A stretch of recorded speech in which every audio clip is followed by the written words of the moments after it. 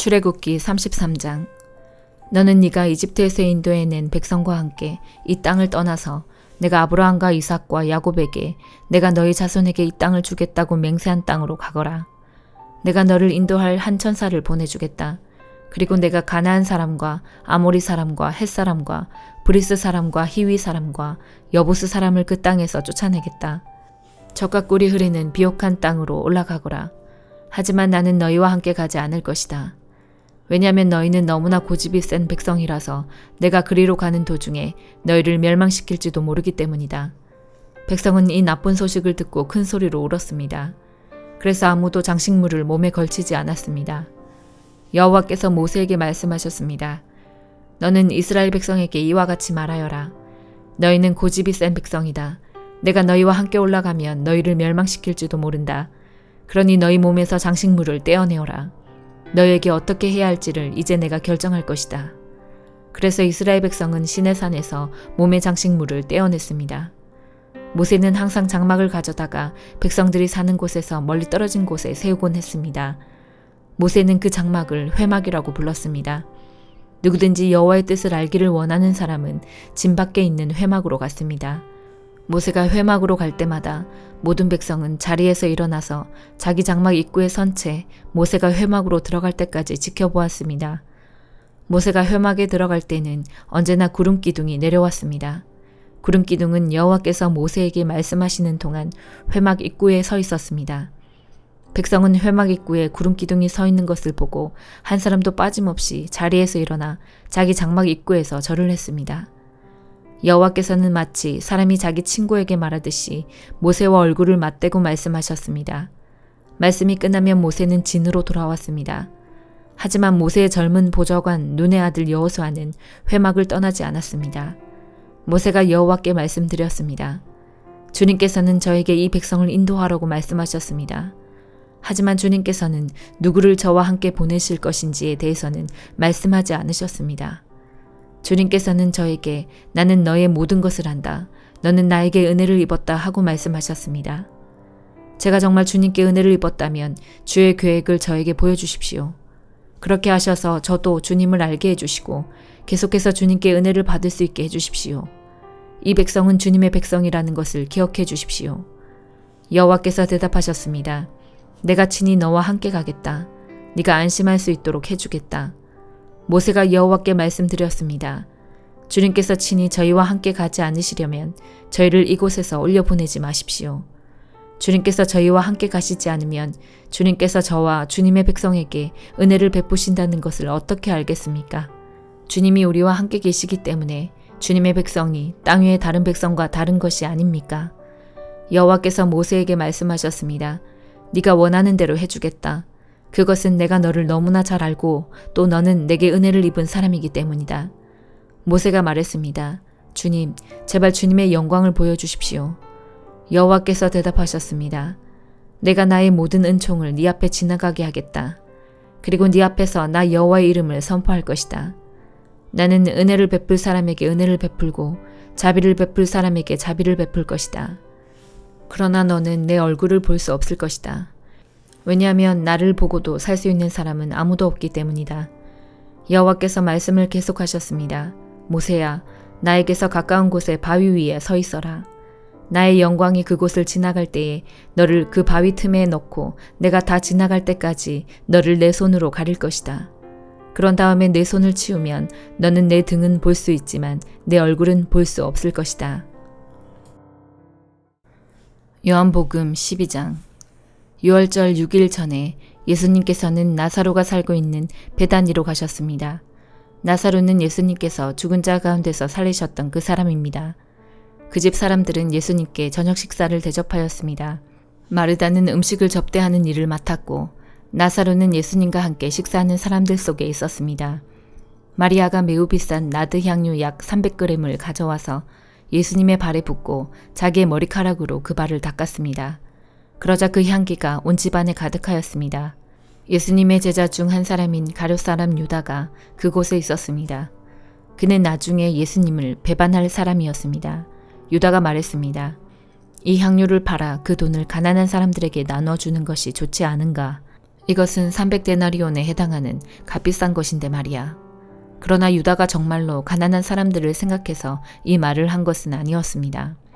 그는 도둑이었기 때문에 이런 말을 한 것입니다. 그는 돈주머니를 관리하는 사람이었는데 종종 돈주머니에서 돈을 제 마음대로 꺼내 쓰곤 하였습니다. 예수님께서 말씀하셨습니다. 이 여자가 하는 대로 내버려 두어라. 마리아는 내 장례를 치를 나를 위해 이 향유를 준비해 둔 것이다. 가난한 사람들은 너희와 항상 함께 있겠지만 나는 너희와 항상 함께 있지는 않을 것이다. 유대인들이 예수님께서 베다니에 계시다는 소식을 들었습니다. 그래서 그들은 예수님만이 아니라 예수님께서 죽은 자 가운데서 살리신 나사로도 보려고 크게 무리를 지어 그곳으로 왔습니다. 그러자 대제사장들은 나사로까지 죽이려고 모의하였습니다. 이렇게 그들이 나사로를 죽이려고 하는 것은 나사로 때문에 많은 유대인이 예수님께 가서 그분을 믿었기 때문입니다. 다음날 유월절을 지키러 온 많은 무리들은 예수님께서 예루살렘으로 오신다는 소식을 들었습니다. 그들은 손에 종려나무 가지를 들고 예수님을 맞으러 나갔습니다. 그리고 외쳤습니다. 호산나, 주님의 이름으로 오시는 자에게 복이 있을 것이다. 이스라엘의 왕에게 복이 있을 것이다. 예수님께서는 어린 나귀를 발견하시고는 성경에 기록된 대로 그 위에 타셨습니다. 시온에 따라 두려워하지 마라. 보아라, 너의 왕이 오신다. 그분은 어린 나귀를 타셨다. 예수님의 제자들은 처음에 이 말씀을 깨닫지 못했습니다. 그러나 예수님께서 영광을 받으신 뒤에야 비로소 이 말씀이 예수님에 관해 기록된 것이라는 사실과 사람들이 예수님께 이렇게 하였다는 것을 알게 되었습니다. 예수님께서 나사로를 무덤 밖으로 불러내시고 그를 죽은 자 가운데서 다시 살리실 때 예수님과 함께 있던 많은 군중들은 계속해서 예수님께서 행하신 일을 증언하였습니다. 이처럼 많은 사람이 예수님께서 행하신 이 표적에 대한 소문을 들었기 때문에 예수님을 맞으러 나왔던 것입니다. 그래서 바리새인들은 자기들끼리 이렇게 말했습니다. 보시다시피 우리 계획은 하나도 성공을 거두지 못했습니다. 온 세상이 저 사람을 따르고 있지 않습니까?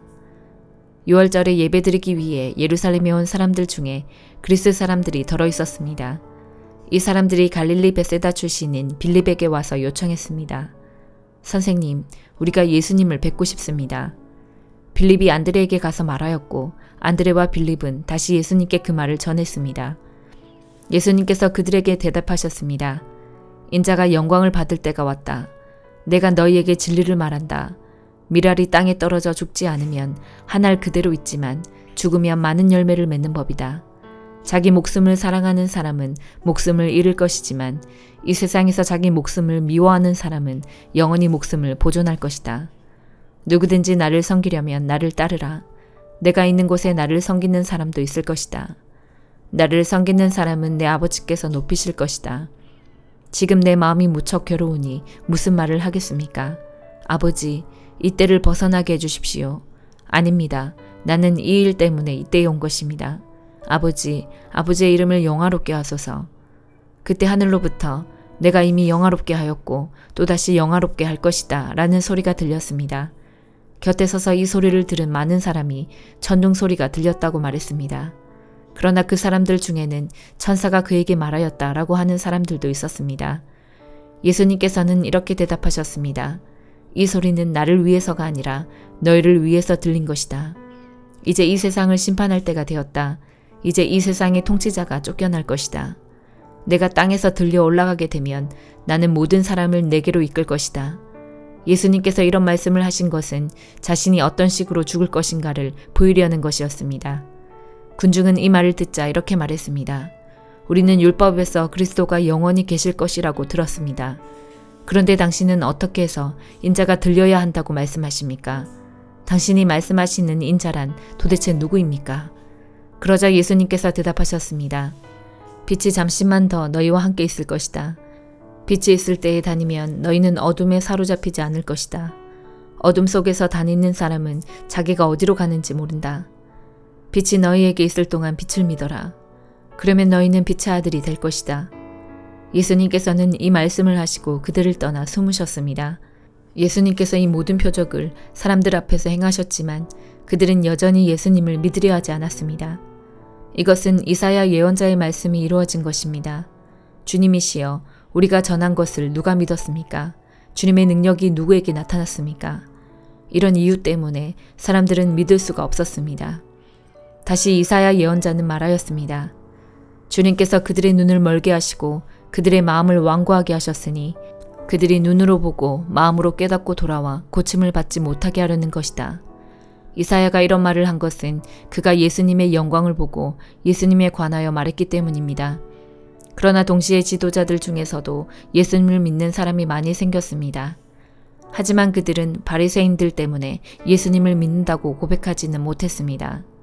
그들은 회당에서 쫓겨날까 두려워했습니다.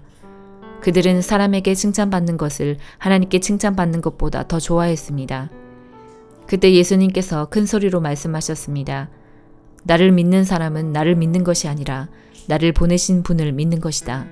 나를 보는 사람은 나를 보내신 분을 보는 것이다. 나는 세상의 빛으로 왔다. 나를 믿는 사람은 누구든지 어둠 속에 머물지 않을 것이다. 내 말을 듣고 지키지 않는 사람이 있다 해도 내가 그 사람을 심판하지 않는다. 그것은 나는 세상을 심판하기 위해서가 아니라 구원하기 위해 왔기 때문이다. 나를 저버리고 내 말을 받아들이지 않는 사람을 심판하실 분이 계시다. 내가 한 이 말이 마지막 날에 그를 심판할 것이다. 내가 한 말은 내 스스로 한 말이 아니다. 나를 보내신 아버지께서 무슨 말을 해야 할지 또 어떻게 말해야 할지를 내게 명령하셨다. 그리고 나는 그분이 하신 명령이 영생이라는 사실을 안다. 그러므로 내가 말하는 것은 무엇이든지 아버지께서 내게 그렇게 말하라고 말씀하신 것이다. 잠언 9장. 지혜가 7 기둥을 깎아서 자기 집을 건축하였다. 지혜가 짐승을 잡고 혼합한 포도주로 상을 차리고 자기 요종을 보내어 말 높은 곳에서 소리쳐 사람들을 초대하게 하였다. 어리석은 자는 누구나 이리로 오시오. 지혜 없는 사람들에게 여종이 말했다. 와서 준비한 음식을 먹고 포도주를 마셔요. 어리석음을 버리고 거기에서 멀리 떠나세요. 그러면 살 것입니다. 명철의 길을 걸으세요. 비웃는 자를 꾸짖는 사람은 오히려 모욕을 받게 될 것이고 악한 사람을 책망하는 사람은 해를 입을 것이다. 비웃는 자를 꾸짖지 마라. 오히려 미움만 산다. 지혜로운 사람을 꾸짖어라. 그는 네 꾸지람을 고맙게 생각할 것이다. 지혜로운 사람을 훈계하여라. 그는 더 지혜롭게 될 것이다. 의로운 사람을 가르쳐라. 그는 더 많이 배울 것이다. 여호와를 경외함이 지혜의 근본이요 거룩한 분을 아는 것이 명철의 시작이다. 나 지혜를 통해서 네가 오래 살고 네 생명이 길어질 것이다. 네가 만일 지혜롭다면 지혜가 너에게 유익하지만 만약 네가 거만하다면 너만 손해를 볼 것이다. 미련한 여인은 시끄럽고 제멋대로 하면서 부끄러움을 깨닫지 못한다. 그 여인은 집의 대문이나 마을 높은 곳에 앉아서 자기 길을 똑바로 지나가는 사람들을 불러 어리석은 자는 누구나 이리로 오세요 라고 말한다. 또 지혜 없는 사람들에게 이렇게 말한다.